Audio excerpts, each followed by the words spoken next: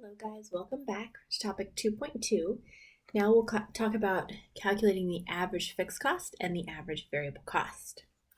So right here, as I mentioned, these are our total amounts, total variable cost line, total fixed cost line, total mixed cost line. So these are all total cost graphs.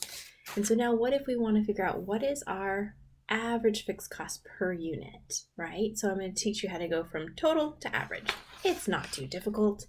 Your formula for average fixed cost, or AFC as your book abbreviates it, is to take your total fixed cost and divide it by the total number of units produced. Okay, so again, we can see that right from the graph here. Here's our total fixed cost, and if we want to figure out what is that fixed cost expressed per unit, just divide it by the units produced. So let's go back to our example. Let's say our total rent cost for the month is $10,000. And let's say that we produce 5,000 units in that period, in that month. So 5,000 units. So that means our rent cost per unit is $2 per unit. Okay, so now let's say the next month rent is still 10,000 because it's a fixed cost. Let's say next month we produce 10,000 units. So now the rent cost per unit is $1. So the interesting thing is if we were instead to look at our fixed cost per unit, if we were to graph it per unit instead of total, when we graph it in total, it makes a straight line because that cost remains constant regardless of your level of production. But now if we were to graph it per unit, the cost actually comes down. And we can see that illustrated with our formula. The more units, if we made 5,000 units, it was $2. If we make 10,000 units, it's $1, right? So the more units you make, the lower that cost goes. Okay, and it usually makes more of a curve there. Okay, so because it never fully reaches 0, so it's more of a curve. So that's kind of interesting to note if we were to graph it per unit.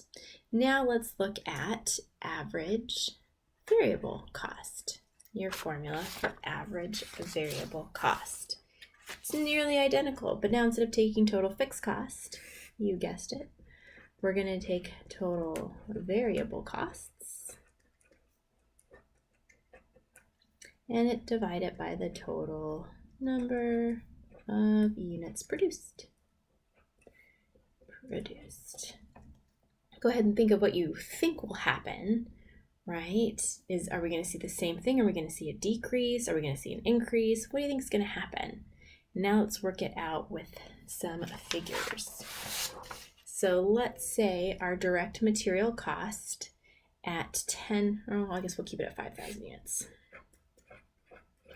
At 5,000 units, I don't think I want to use the same number.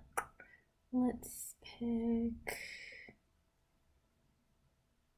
that one, 17,000.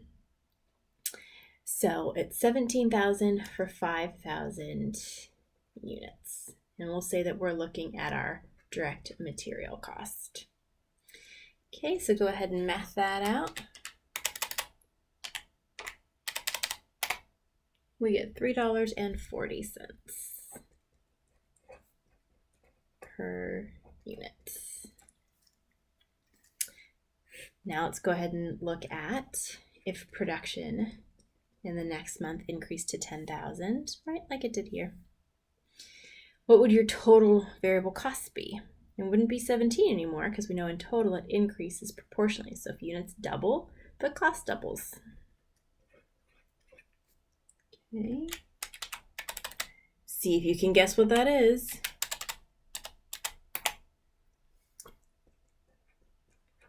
It's the same. Per unit costs will always be the same for variable cost. It's always going to be the same. And that's where it gets a little confusing because you're like, wait, I thought if it was the same, it was a fixed cost.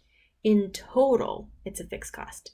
Per unit, this is variable cost per unit. So in this example, 3.40, when we produced 5 and 10,000, it's the same. Okay, so our total graphs look like this. The per unit like this. So it's almost like the per unit are opposite, right? And the way that I help students understand it is I use the example of gas. When you go to the gasoline station to put gas into your car, right? The price per gallon, right? $3.40. That price per gallon is the same, whether you buy 1 gallon or 10 gallons. The price you pay per gallon is the same. Your total bill changes the more gallons that you purchase, right? So the per unit amount is consistent, but your total is more depending on the number of gallons you purchase, right? So per unit is the same for variable costs. The total variable cost increases the more you buy, or in this case, the more you produce.